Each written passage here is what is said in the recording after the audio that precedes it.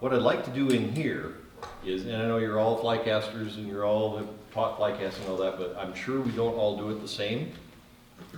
And so what I'd like to do is just talk about a few simple things that make teaching fly casting easier, especially with people that are inexperienced, which would be either your guide clients or the veterans.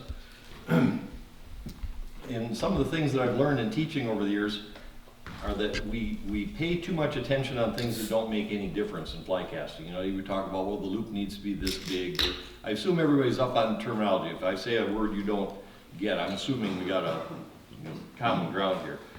But when you look at a loop, I mean, when we are teaching somebody to fly cast, typically we're taking some flawed thing and we're trying to make it better. But then how do you know if it's what you want? How do you know if it's right? How do you know if it's good enough? Obviously, if it works. But I find that people concentrate on a lot of things about fly casting that don't make any difference to the result. So if you're trying to fix something that isn't going to make any difference, it's kind of a waste of time. So what I like to do is just concentrate on the one thing that's really important, and that's the top leg of the loop. The bottom leg of the loop is just along for the ride. It's pulled tight between the rod tip and the front of the loop. It's getting pulled. What that looks like doesn't make any difference, so don't worry about where that is. The only thing that's really important is that the top leg of the loop be straight and aimed at the target. If it is, nothing else matters. I know that seems overly simple, but it's dead true. And if you go on any of the websites and you look at the loops that people are throwing and you see, wow, that's really cool, that's a funny looking loop. If you see a really straight top leg on that loop, I guarantee you it's going to go a long ways, it's going to work really well in the wind, and it's going to be much easier to be accurate with. Because if I throw this line and the top leg is quite straight and is pointed at the target, that line can go nowhere but there. And if the top leg is really straight, it's much less affected by the wind because, well, think about it this way. If this was an arrow, if this rod was an arrow and I'm going to shoot this arrow, and I shoot it right straight at the target and the arrow stays real straight, there's almost no wind resistance because only the very tip is exposed and a little bit of drag along the side. The minute I turn that arrow a little bit sideways, you know what it does? It pretty much stops. Well, the top leg of a loop is just like that. Think of it like an arrow. If it's straight and if it's aimed where you want it to go, then it's much more efficient and the result will be a lot better. Didn't you ever have a client that throws kind of crappy loops, that throws them really, really, really hard? Oh, yeah. Yeah. Well, I guarantee you, and I've got a machine that can measure all this stuff, I guarantee you that they could throw half as hard if they were efficient. The worst case I've ever seen was a guy who threw 437% harder than I did to make the same cast. Almost 4.5 times harder, and it wasn't as good. But if the top leg is straight, they don't slow down. You'd think it's not like throwing a ball, where the minute you let go of the ball, or the minute a bullet leaves the rifle, that's as fast as it's ever going to go. It starts to slow down right there. If the top leg of the loop is straight, it doesn't slow down. In fact, it tries to accelerate initially. And that's the honest to God truth. If you wonder about that, you get a good caster like Brand who's carrying 60, 70, 80 feet of line. Why doesn't that thing fall to the ground? Why doesn't it? You should just go out there and die, but it doesn't. It goes the same speed pretty much all the way until you get to the front taper and the leader. And that all happens if the top leg is straight. It's hard to do with this whole thing. It gets really simple if you are purely looking at the top leg of the loop. If it isn't straight, there's something to fix. And if it isn't aimed at the target, there's something to fix. But that's really all you have to do. Yeah, there might be a few other things wrong. Their pause might be wrong. They're not waiting long enough. I mean, that's kind of simple stuff, and you see that right away. But if you focus just on the top leg of the loop, instruction becomes really easy. If I see a loop and the top leg of the loop is like that, that's a big upward curve, right? It's going to be real wind resistant. That's a problem. It's not straight. It's aimed sort of in the direction of the target, but it's definitely not straight. So then the next thing is what makes that happen? Why isn't it straight? So the things that make the line straight, number one, the top leg of the loop is formed by the path that the rod tip makes during the casting stroke. So from here to here, if the rod tip path is straight, the top leg of the loop will be straight, which makes it pretty simple. If it isn't straight, that means that the rod tip path wasn't straight. It was either curved up, it was curved to the right, curved to the left, or curved down. Those are the only 4 options, or some variation of it. to it. So how do you get that straight tip path? It's two things. Number one, when we cast, we bend the rod a certain amount. If we didn't, it'd be really hard to keep it straight. If this rod didn't bend and I rotated it from here to there, no matter what, the rod tip path is gonna be up. But because it bends, I can keep it there and then I unload it and the rod tip path can be real straight. So matching the casting arc, which is the angle change during the cast, you know, from here, we go from here to here.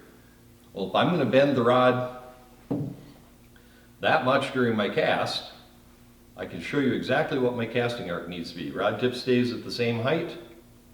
I go until it's straight. That's where I have to start applying the power. Comes through this end, stops, and that's where it has to stop. That tip path was straight, and that was the casting arc. It was about 60 degrees. So what happens now? I'm gonna bend the rod a lot more. Now my arc is much. So the more you bend the rod, the wider the arc has to be. So if you use a really wide arc, but you're not bending the rod much, which is beginner city, you get this really wide casting arc, but not much rod bend, so the tip path is way up. So number one, you match the casting arc to the amount of rod bend. If you see a big upward curve, that means the tip path was big and upward, and it almost always is the case that is caused by the floppy wrist syndrome. So you just need to tell them, don't bend the wrist so much. And another thing, use real simple language. The simpler the language, the better. If you start using casting jargon that they don't know, you're going to think they're dense because they're not doing what you said. It's not because they're dense, it's because they didn't understand it. So people will say all sorts of weird things when what they really mean is, if you simply tell them, don't bend your wrist so much, it has to get better. It may not be perfect, but it'll be better. And that's all you're really looking for is incremental improvement. And then if they start doing it again, you say, remember that wrist thing, don't bend it so much, you're bending too much. Simple, simple language, and it really, really works fast. And your goal should be to make this happen fast. I helped teach a school out east once, and the goal of the school, it was a 2-day school, and they had a whole bunch of beginners. The goal of the school was at the end of 2 days to have everybody throwing decent loops at 30 feet. That's my goal in the first 10 minutes. They wasted an incredible amount of time. Yeah. So number one, get the casting arc to match the rod bend. The more rod bend there is, the wider the casting arc has to be. Because the other thing we're trying to avoid, what we want is a straight line tip path. And if your casting arc is too wide, it's a big upward curve. But the other thing that can happen is the dreaded tailing loop, and that's when the tip path dips down. If I come through this stroke, I get partway through, and then I pound the power real hard, I don't bend the rod much, don't bend it much, and I watch the rod dip. It dips down, comes through to there, and it goes back up, and you get tailing loops. And you all know what those look like. The leader comes down below. If you do it just right, you get that. So it's all a matter of keeping the tip path straight. So match the casting arc to the rod bend, simple enough. The other thing is, and this is the other there are two real common flaws that everybody you see all the time, but you have to recognize them. We'll do that when we go outside. And that is that the force needs to be applied in a real constant way, real smooth. Everybody says, well, you got to do your casting stroke real smooth. But what does that mean? What does that really mean to anybody? That feels smooth, but I got a tailing loop. Looks kind of smooth, but I'm doing something wrong because I'm getting a tailing loop. And what it is, I'm giving a little shot of power in the middle. If I get everything bending just the way I want, and then I give it a pop, what happens? The rod bends more, the rod tip goes down, it comes back up, and you get a tailing loop.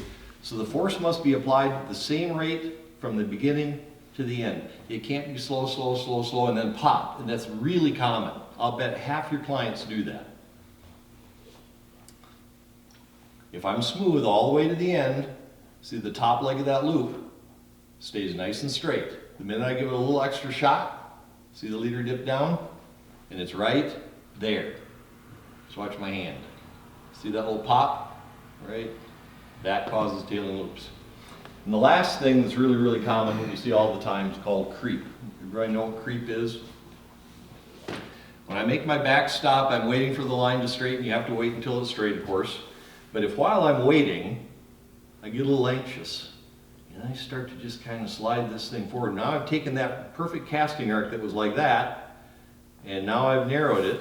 I still have to bend the rod the same amount, but now my rod tip's way high up. What does it have to do? It has to bend, overbend, and dip and make a tailing loop. And this is what it looks like. Just watch the butt of the rod right here. Tailing loop. See, the minute I stopped back there, I started forward, right there. Tailing loop. I have no choice. I'm going to get a tailing loop. So this is the right way. See, the rod stays right there. Here's the creep. See it come forward? It's subtle, but it's easy to see if you look for it. But that's one of the problems. People look at the loop and they look at who knows what they look, but the answer is always right here. If you watch the hand and you watch the butt of the rod, and you'll see it more clearly outside. But just watch. I'm going to throw some smooth ones and I'm going to throw in some creeps. See if you can pick it out. I read some famous guy though said you had to accelerate, so you have to start slow and go fast, right? Well, accelerating is starting slow and going fast by definition. Right. But what they are really saying is they're saying accelerating slow at first and then accelerating fast at the end, and that's not it. So the speed, well, people get speed and acceleration mixed up. The speed, yes, you start slow and you end fast. Every cast does.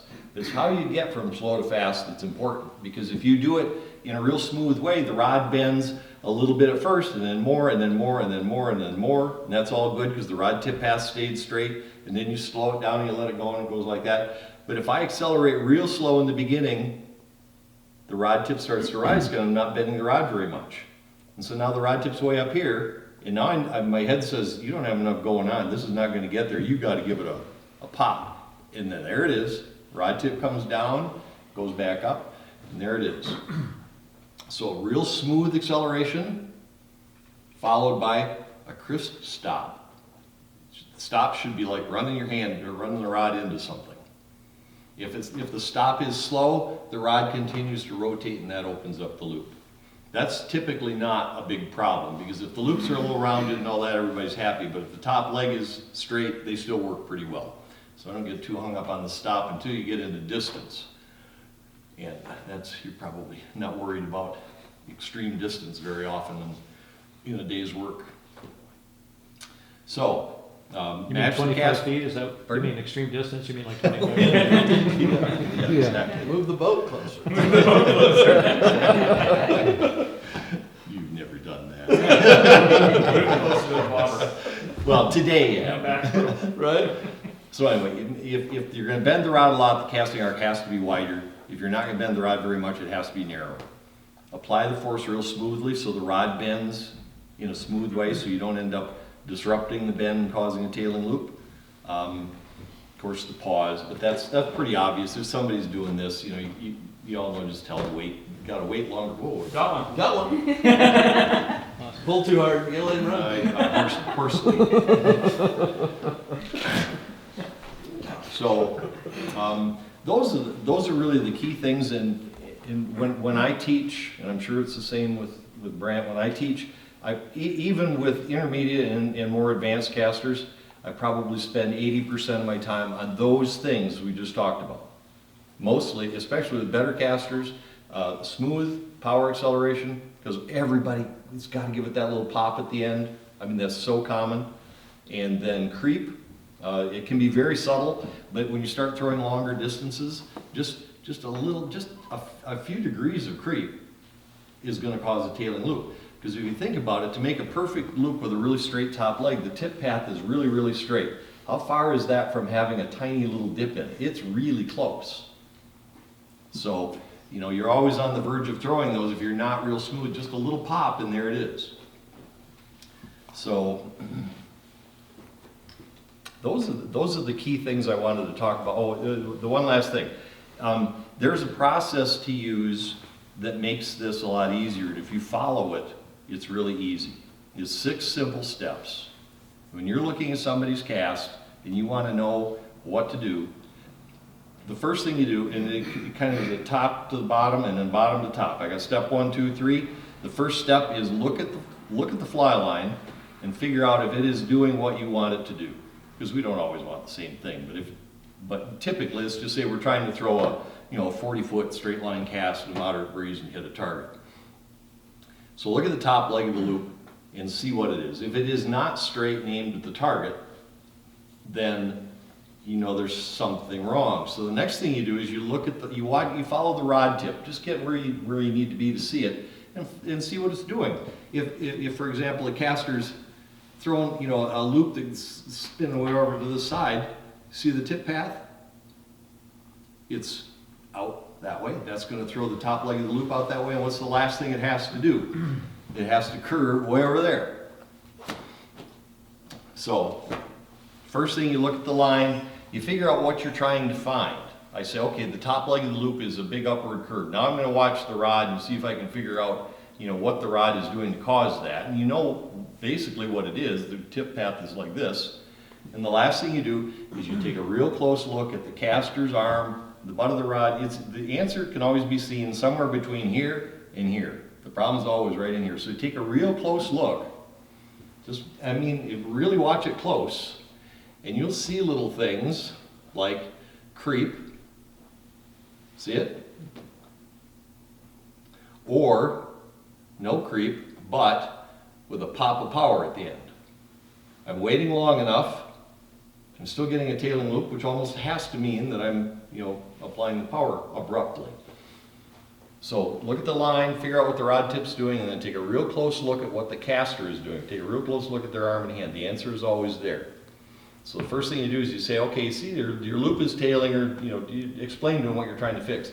Too many instructors go straight to the cure before they've told the student what you're trying to fix. They're a lot easier to work with if they know what you're trying to do. So include them. So if this was the cast, I'd say, okay, and assuming they already know the terms, we've gone through that. Said, see, you're throwing those tailing loops. And I can see that you're waiting long enough, which means the rod tip is dipping. And now I'm looking at the hand and the arm, and I don't see any creep, which means, because this application of power thing is kind of hard to see because it happens fast, but creep is pretty obvious, and if you don't see it, it almost has to be a pop of power at the end, just like that. And so I say, that's because at the end of your stroke, you're giving a hard little shot of power, and that's causing the rod tip to overbend. So that's step one, is the line. Step two is the rod. Step three is the caster. Tell them what they're doing. Step four is just the reverse. I'm going to say, here's what I want you to do different with your hand. Says, don't do that thing at the end anymore. You've got to accelerate smooth all the way to the end, no pop. And then they do that, and then say that made the rod tip go much straighter. And now, wow, look at that top, look at that loop. Top leg is really straight. That's just what we want. That process works for almost every flaw. It makes you analyze every step of the way so you fully know what's causing the problem. And it involves a student, and they hear all the words, and they end up understanding it too. So even when you're not there, they usually can fix it themselves. It's pretty simple, but it takes steps 3 and 4. Step 3 takes some real careful observation. And we'll go outside and we'll do some of those. And I'll bring it around, I'll throw some dandies, and we can talk through how that works. But the process really works. Every good instructor I know uses it, whether they do it intentionally or not, because that's just the way you analyze and fix the problem. Now, a rank beginner doesn't have any style. They don't have a grip. They don't have a stance. They don't have people who've been doing it a while have a way that feels comfortable. What I like to do in that case, you have an opportunity there to impose on them a style that makes it easier to learn. So what I like to do, if our casting direction is here, the first thing I would do is I said, I'd really like to have you facing 45 degrees. So if you're right-handed, my casting direction is there, I want to be facing this way. And that puts my shoulders like this, and it makes it really easy for me to watch my back cast. Because if you can't watch your back cast, it takes like 3 times longer to get good at this, because half the problems are back there, and if you don't look at it, you don't know. So first I put them in an open stance as opposed to a square stance, just because it makes it, there's some of the best casters in the world use the square. Steve Rajeff is a square stance caster, and it's kind of hard to argue with his success. But this makes it easier for beginners to see their back loop, so that's important. Grip, thumb on top, fingers on the bottom. The suitcase grip is the strongest and the easiest. And those are the 2 style-related things, and those are both style, but it makes it easier. There are a lot of casters that cast this way, but that's primarily for small rods because that's really hard to do with like 7 weights and up. because that finger isn't very strong. That thumb is really strong. So that's what I would do. And then as far as getting them going from there, unless you have, an hour or two, if it's just like, if it's a guide client, we're going for the day, I go straight to kinesthetics. And I'd say a few words. Who wants to be a volunteer? You would be a good volunteer. Bruce, one quick question. I see a lot of people, especially say Pennsylvania, I see this more often than not from people, and they have the pointer finger on top. What sort of language do you use to get them, because it's really hard, you introduce the thumb on top and you walk through it, you have more power, you have more control. What sort of language do you use to convince them that that's the right one, this is the wrong one? I just tell them, this is bad, this is good. Thumbs up. Well, nobody that I've ever run into used the finger on top grip unless they were directed to, or because this isn't really a natural thing. Imagine pounding nails with a hammer with this. I know some people like to do it because it helps them from breaking their wrists. Yeah, I've but heard the all you excuse, got to but- do is tell them don't break your wrist. Totally. You use all these little tricks to get people not to do things, and then you got to fix that later. So it's just so much easier just to get them to do it right to start. It's not hard if you use the right words and the right technique. It's easy. Okay, so you're the student. And everybody says, before you touch a student, you got to talk to them about all this stuff, and it's so much easier if you just don't touch. You're okay with that? Okay. So what I would do, before we haven't even talked about casting it. You're holding the grip, you're holding the right, you're standing right. I'm going to put my hand above the grip on the rod. No touching, there's no need for that. And I'm going to say, okay, you feel what that feels like? Yes. Okay, you're going to move the rod about that far. See where the rod is? Stop, stop, stop. There's a pause, pause, pause, pause. I'm going to slide out of here. You're going to do it on your own. Starting right now. So I get a lot of people that would do the T-Rex, right? Mm-hmm. Do you have people say, and then they tense up? Right. So it's Well, like they're anxious. And I just say the shoulder has to move. dropping the shoulder. Yeah. I tell them to have a space inside. Well, and the way I explain it is you use these three joints when you cast. This one goes first, this one goes second, this one goes big and slow and strong, medium, weak and quick.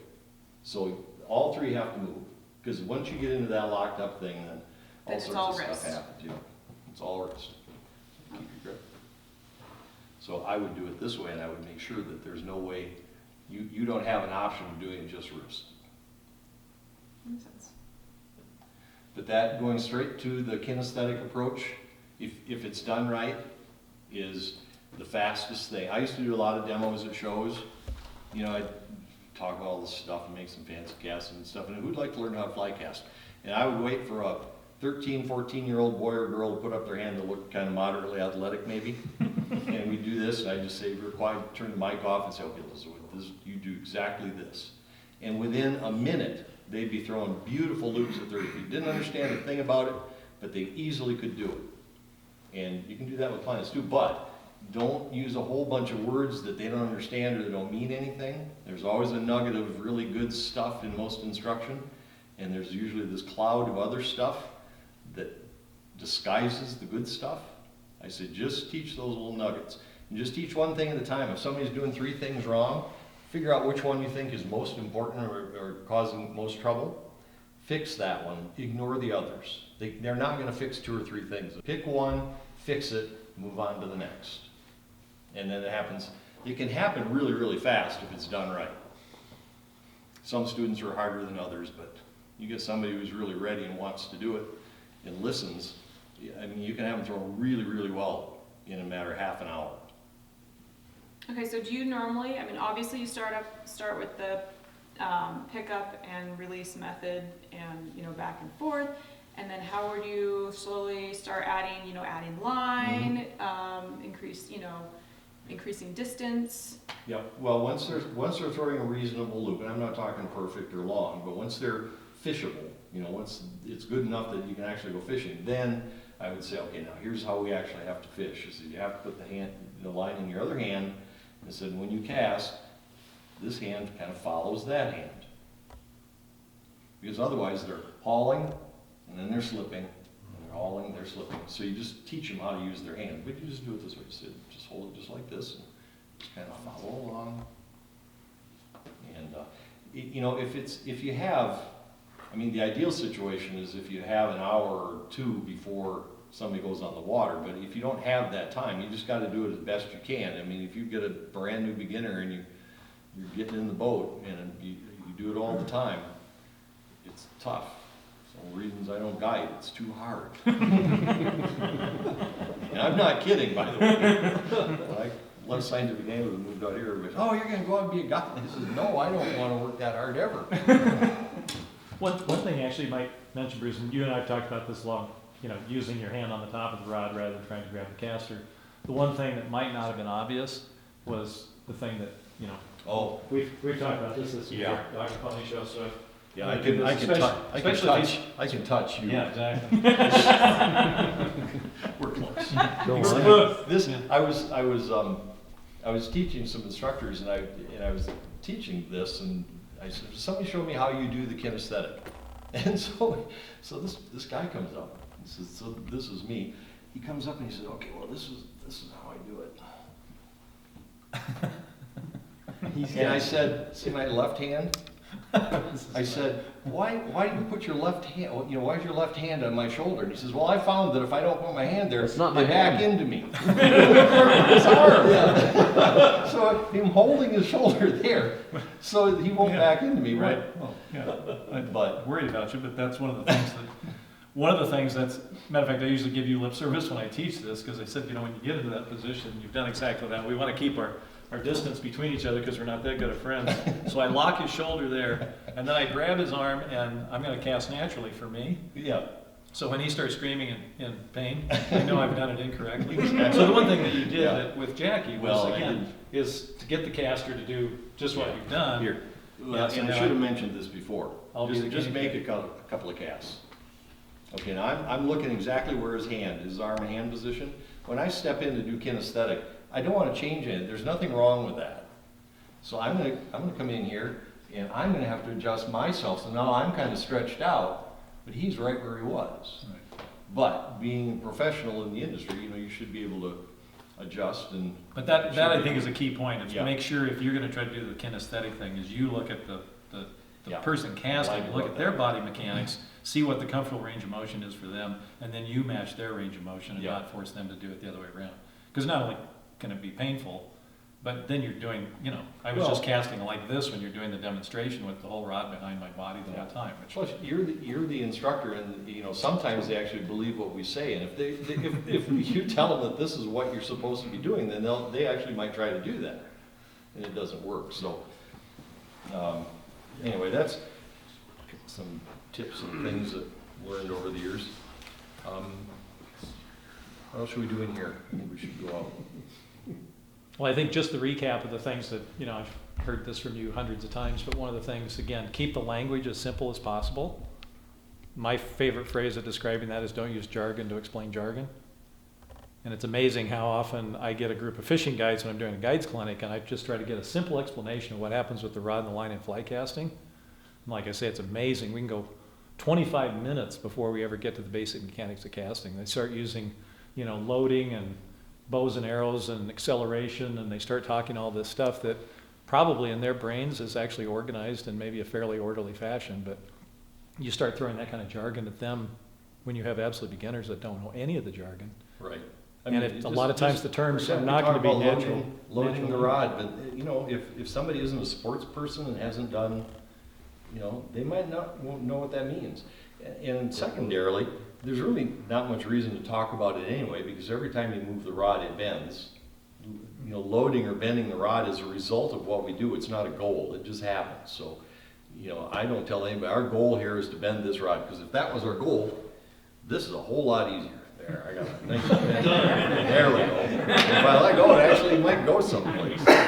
So I don't even talk about that. It just, you know, the only time I talk about it is when, said the rod is going to bend this much, is going to, not that's our goal, but is going to, and therefore our casting arc needs to be here to keep the tip path straight.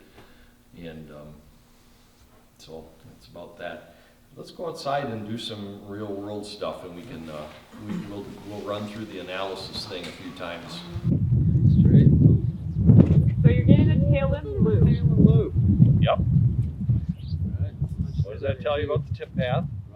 Draw it for me. Get a little dip in it. Yeah, at the wrong time. Yeah, but if I was your student and I wanted to know what it really looked like, how would you tell me? I would say it's a flat road across the desert, and then it A dips pothole. And you hit a pothole at the end. No, it's a pothole. We gotta have water. Yeah, so my tip path dips, okay? Try to cast it like that. Okay, step 3, a little pop. Thing to look for, watch this, and tell me if you see any creep.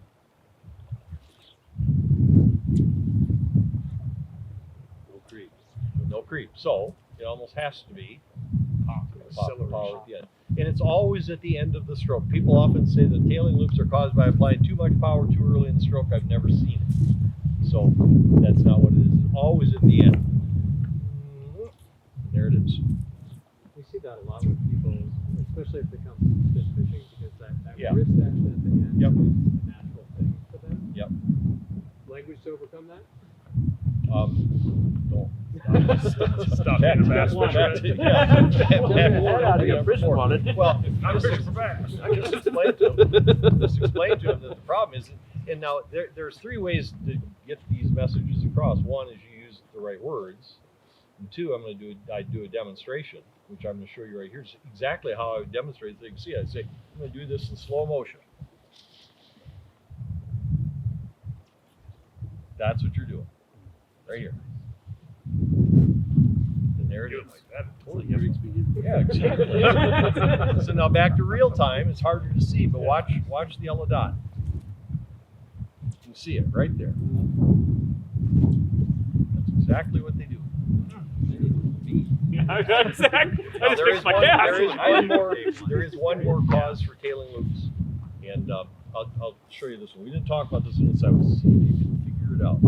So this is going to be on my delivery cast. Do we have to do step 1 again, or can we go Yes, straight you to step do. 2? I know you don't want to. I know you're anxious. Okay, so here comes next one. Okay.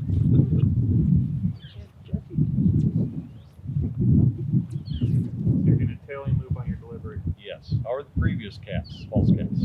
Just fine. Okay, so that gives you a hint. I'll do it again. No, okay, so that means on the delivery cast, we had a dip. Okay, so watch. Here comes. So, wait, Did I creep? Yep. Creeped on the board. you creep Stop forward. and then you continue with it, right? Well, yeah, but that's after. Creep has to happen right here. Yeah. Creep has to happen while the back loop is still going the other way. Just watch close again. Note where the rod angle is, front and back. Here comes. This is a sneaky one. What does everybody do on their delivery cast quite often?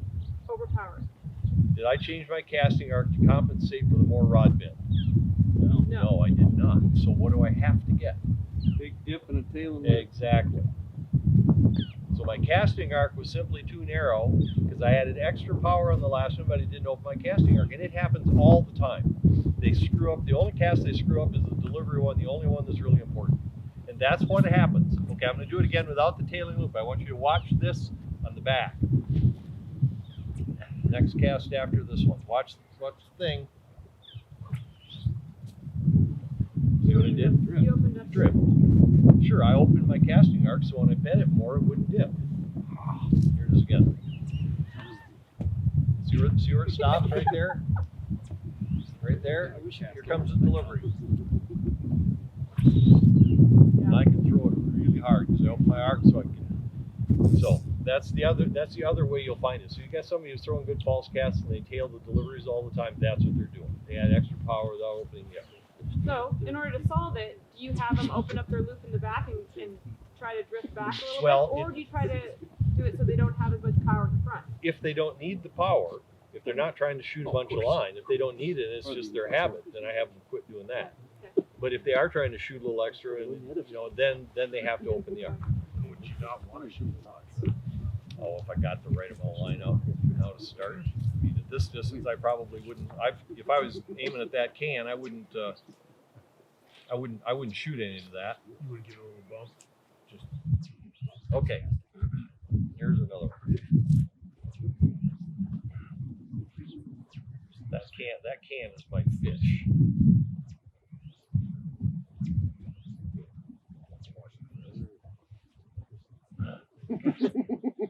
There's trouble with accuracy. So, Your trajectory. Step one. hey, I'm just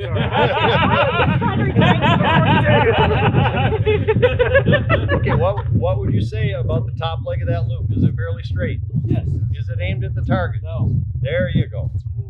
So, top leg looks really good, but it is aimed exactly, it's too high.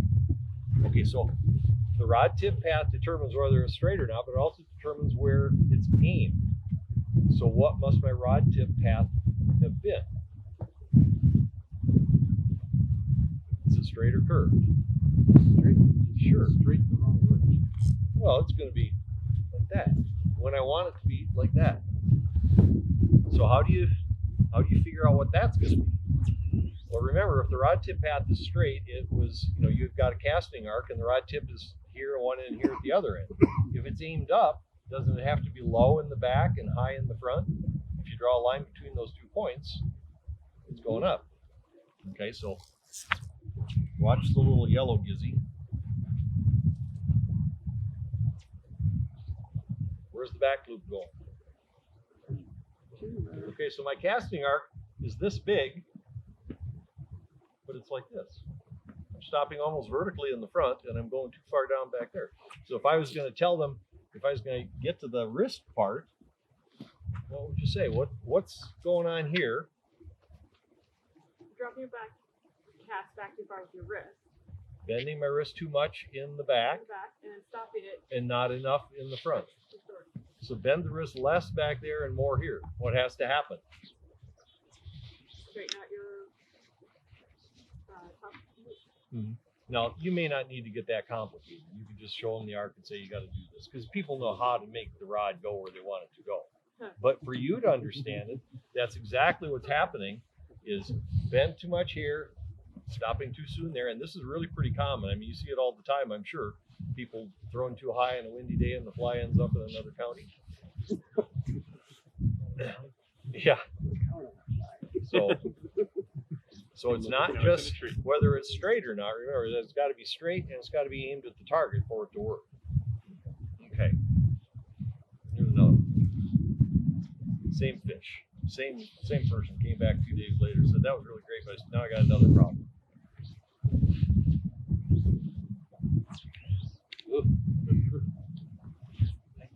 I just don't get it, because I'm looking at these loops and everything looks good. I just don't know why. All right. Getting a big open loop When? At the very Deliver. end. on the delivery. So How it's are my false curve. casts? You got to give them some. If there's anything good to praise, do it. Those The false false casts cast are are really good. Beautiful. You've really Look improved like a lot. Bruce Richards on the Thank false you. cast. Thank you. Good jawline. However, the only important one really sucks. Okay, good. So the false casts all look good, but the delivery cast, the top leg of the loop was what? Had an upward bend. Yep. So the tip path had to be the same thing. This is pretty simple stuff. So what am I doing? Anybody look real close? So your incentive now, since you've revisited this to the same client, before it was like this, your cast, and now it's tilted forward too much, where you're stopping. Is it tip forward too much? No, only on your last cast, Okay. not Well, on your false cast. Yeah. Okay, I'm going to do it again. You tell me if these loops are the same. 2 false casts and a delivery.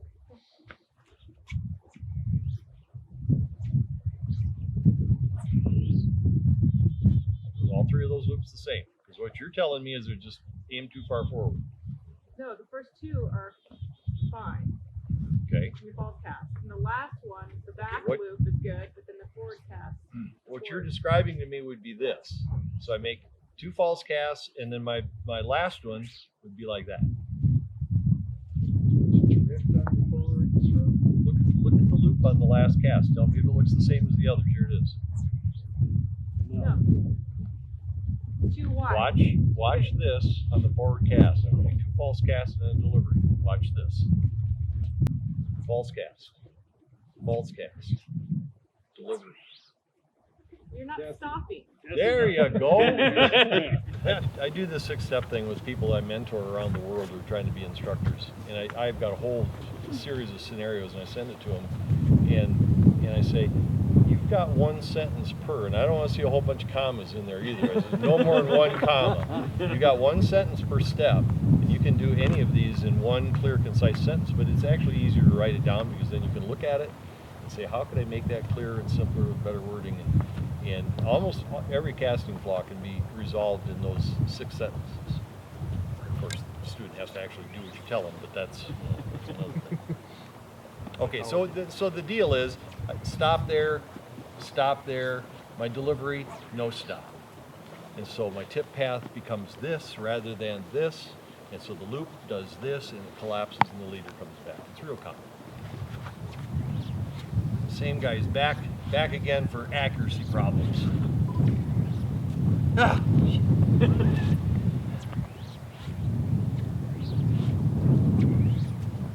Everything's aimed right at the damn fish, and at the last minute. Okay, so you got the same problem on your false cast and your delivery where your path is at a bend around your body. The path is at a bend around my body. Step 1. Like in a circle? Loops look good. Your loops look, no they don't. They're okay, but. Well, from your perspective, and who was it just went around behind? You're a genius. Watch what this guy does. You'll learn stuff. Very good. Let's see what I can say.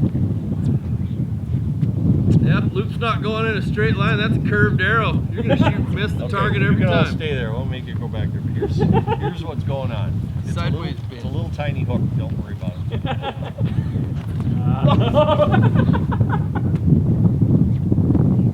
Okay? And what that does, watch the top leg of the loop. Because we never really did get step 1 on that one. Is it right over the bottom leg?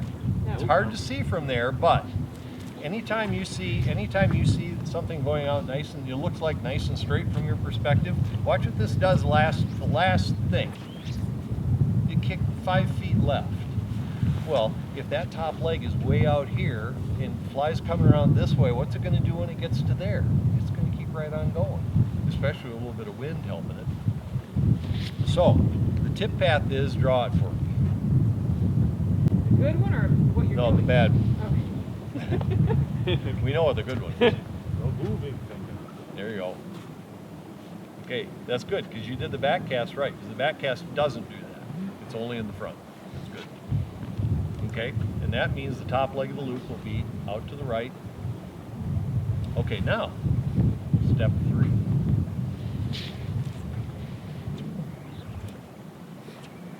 Okay, so you might want to try not twisting. Why? casting Am I twisting my wrist? This way. Okay, that would be step 3. You said you That's said. step 3. Yeah, Am I jumping ahead on this?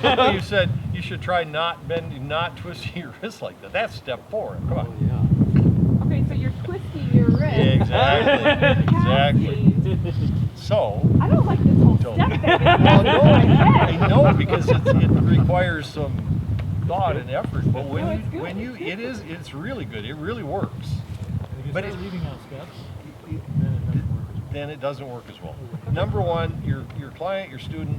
I feel like I'm the only one talking to put my neck in on the line out here, though, No, guys. I'm just you- taking a break. Everybody appreciates it because I'm not picking on them. We're taking the spotlight away from us. Like, that's what I'm saying. I put my neck on the line. Sky already got a star because he ran to the other side. Yeah. So if you watch, my hand, what you want is you want the thumb to stay in the plane of the cast on the forward cast and the back cast. As soon as your wrist starts rotating, and this flaw is actually seen a lot more often in the back cast, and it looks like this. And they actually kind of get it straight in the front, but usually the back cast is so screwed up that it affects the front because the line has to come from somewhere. And if the line's coming from way over there and you're trying to get it to go over here, it's not going to get there very well because it's going to overshoot this way and it's going to come around and do funky things. So you want everything back. But if your thumb stays right in the plane, it should be right in the plane. Anytime you see that thumb pointing somewhere other than exactly where you want the line to go, there's going to be an issue with tracking, either on the front or the back. So you can see it real clearly watching here. Back to step 3. Careful observation right here. This is what we want. That's not what we want. You can always use the face plates of the reel. The reel plate should be in plane with the cast and aimed right at the target. The minute you start seeing, you know, the reel out here, I guarantee there's going to be an issue.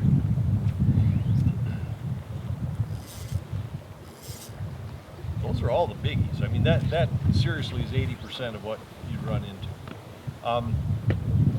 The thing we didn't talk about inside, we're talking primarily dry fly fishing or small fly fishing anyway, not big heavy stuff. When you start throwing streamers and nymph rigs and stuff like that, it changes a bit. The basic physics are the same, but if I throw a loop with a real straight top leg and fairly fast, when that little tight loop is going real fast because they don't slow down because they're real efficient and there's not much wind resistance, when the fly hits the end, it's going really fast, and the first thing it does is it's going to kick straight down. You see it all the time. So when you're throwing heavier stuff, you actually want to open the loop a little bit. You see how that fly kind of slowly turns the corner? If I throw it real tight, you see how that fast that fly turns over and kicks, even that light thing. If that was a tungsten beaded something or other, that thing would be buried in the ground. So what you want to do with, I'm just going to open my casting arc a bit. You see the top leg gets kind of rounded, but you see how slow that fly turns the corner as opposed to just banging right straight into the water. So when you start throwing bigger stuff, it turns into trouble. You get more tangles and all that. If you simply, so notice my casting arc. Look at the yellow dot. Put a mark, mark where it stops. That's what I do if I was throwing something light. If I'm going heavy, see where the dot is now? That widened that loop a little bit. It made it rounder so the fly doesn't kick so hard when it turns over. And if you really want to do it well, especially if you got a wind on the bad side, you can do a Belgian cast, which actually brings it out to the side and then up and back. That kicks, when I finish this at the end, I'm going to kick the rod tip up, so my tip path is like that. That'll throw that heavy fly 15 feet in the air. Now I got the fly way above my head back here, and all I do is just go straight forward and down. It is totally safe. The fly never comes near the person casting or the guy. Of more importance, more importantly, if that was a nasty streamer, I would lay it down, pick it up like this, and I'd lay it down. Pick it up one more time and then it's gone. You know, the dangerous part is when it's coming toward you. And if you're trying to false cast one of those, especially with a little breeze on the right side, I mean, that thing's... But, you know, if you kind of flip it this way and then...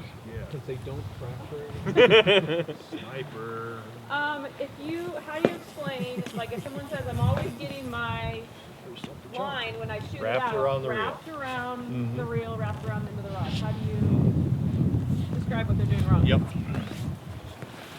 It won't happen today because the wind's from the wrong side, but if there's a little wind, what they're doing is that they're here and they let it go, and this hand is real close to the rod.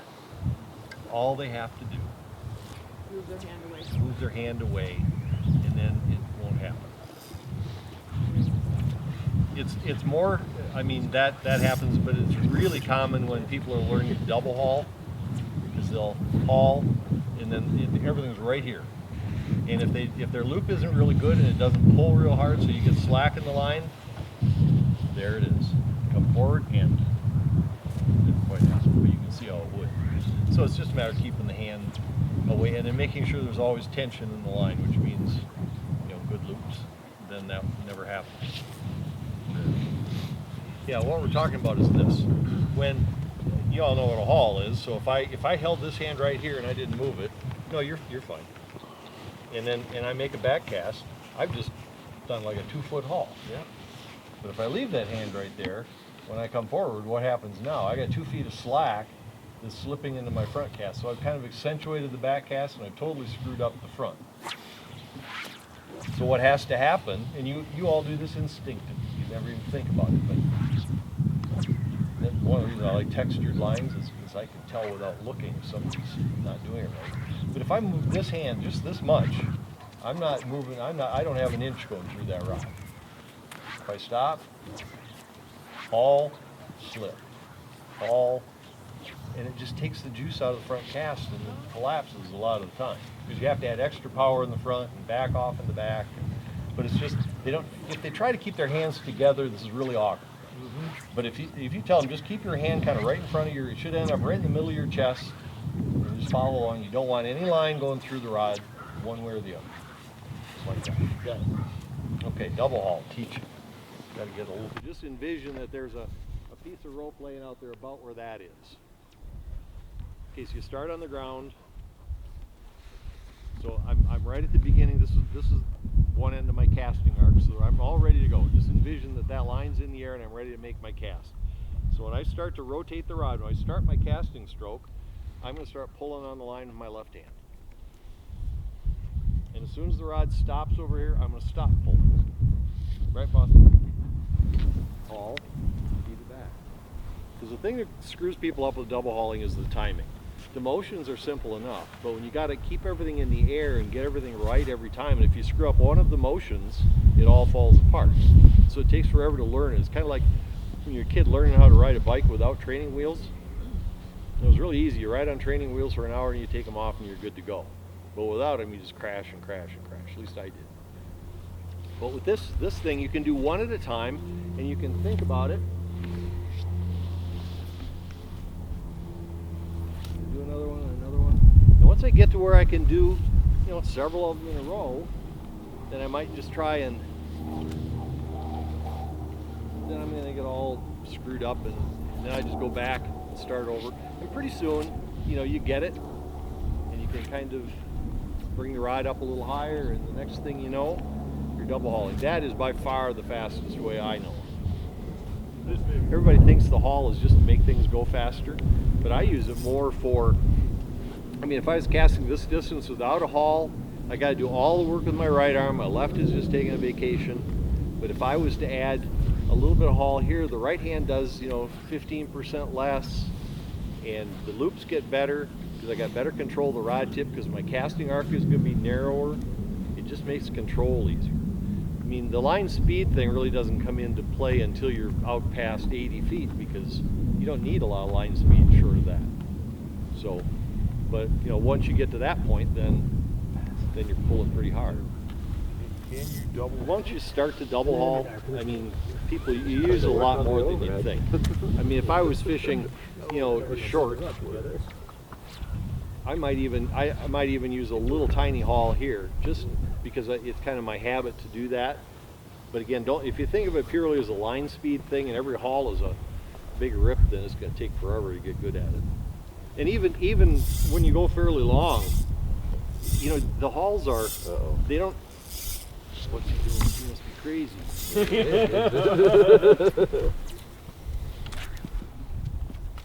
It's still not a. I'm not hauling very hard.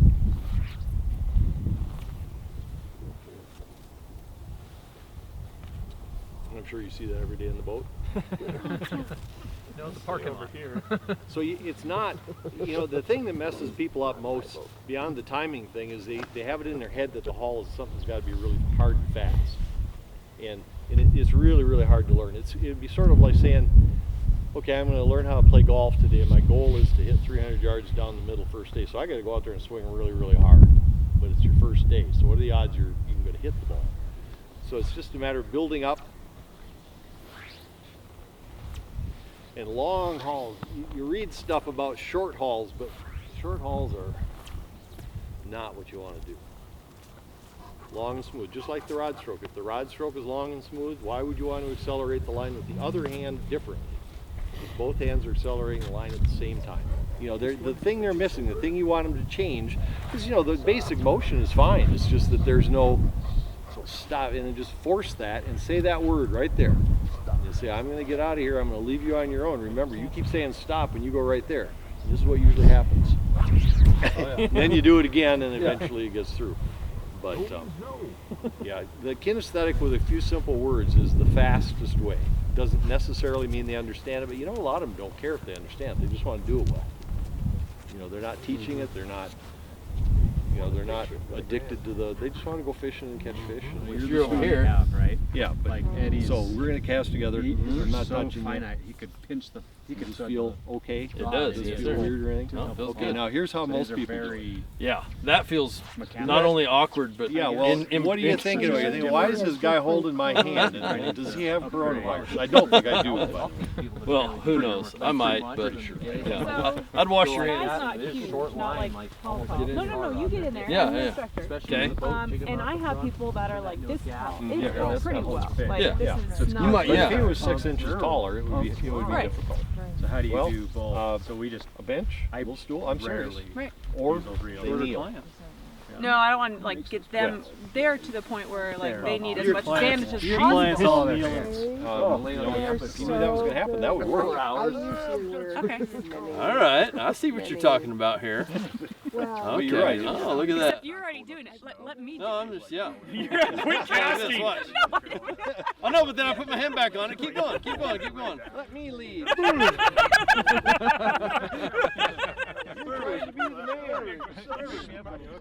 Wake me up when you That's almost like old Steve Ghost. Okay. If you're going to do these, if you're going to teach this on grass, what I normally do is I'll get a rock or a clipboard or something, and you get your students, you line them up, you have them make their D-loop like this, and then you anchor the fly. I have movable ballast out there that is easier to use because you'll do it again. So now I'm all set up, and if I want to do a roll cast now, I can do a real nice roll cast. But if you don't have an anchor out there, the line just slips on the grass. You got to have the friction of the water. If you don't, you have to do something, and this is what I do. But you can just put a rock on it, that works fine. But then the routine is, make a good roll cast. You make the biggest D-loop you can, because the more line you have behind you and the less in front of you, the easier the cast is to make. So a lot of people will just, you know, bring this back to about here, and then they intend to make the roll cast. And it's much harder than if I actually have more back here, because all this line up here is just trouble. The stuff back here is your friend, this stuff is not. So more here, less there. Make a big D-loop.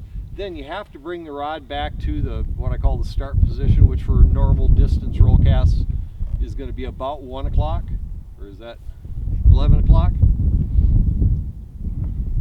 Wind's blowing the wrong way. And then you're going to stroke the rod hard down to 10 o'clock, and you make a beautiful roll cast. And the way you know it's a beautiful roll cast is you watch the top part of the loop, and if it's no higher than your eyes, you've done it right, and it will lay out nice and straight. What most people do wrong is they make the D-loop, and they say, okay, we're ready to go. See how high that was? You can see it didn't even... So where you start applying the power is the key to making a good roll cast. If you start from here, look at the direction the rod tip has to go. That means the line has to go there. It's the same mechanics as for an overhead cast. So bring it up to here. Now the rod, if it bends a little bit, the rod tip is going to go forward and down, and that's where the line is going to go. And there it is, forward and down. Now, when you use a rock, obviously it's not going to get off. But watch these. Tell me, do you have any doubt that this would be a good roll cast that delivered nicely? And when that line is rolling out nice and low with some speed, you know, so you don't really need to see it. Although if you want to. Got off too soon. I trust you. Okay. So, but nice and low. That's how you know if they're good. If it's low. Perfect. And that comes from starting at the right spot. If you go too far up, you'll just crash into a pile in front. Then you just back up a little bit, but just use an anchor. The easiest way to teach the reach cast is this, and just stay where you are.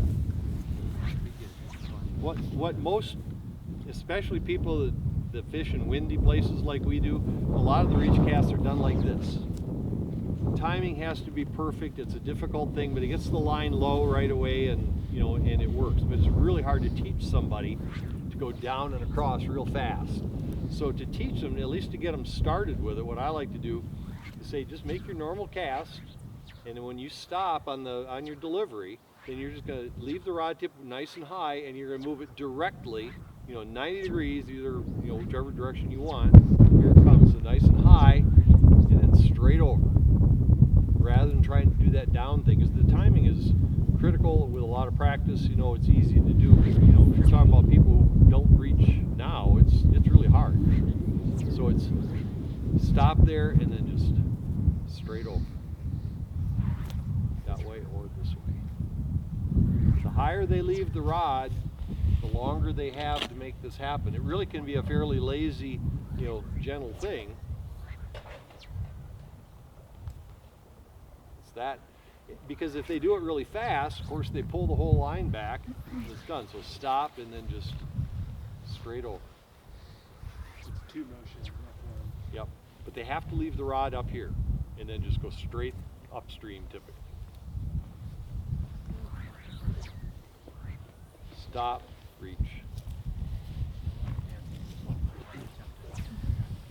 Oh, and back to that importance of the top leg thing. Years ago, I used to manage Lefty Cray's show schedule when he was on our pro staff, and he was doing a demo, and I don't even remember what he was trying to demonstrate, but it kind of opened my eyes to something, and I used this later.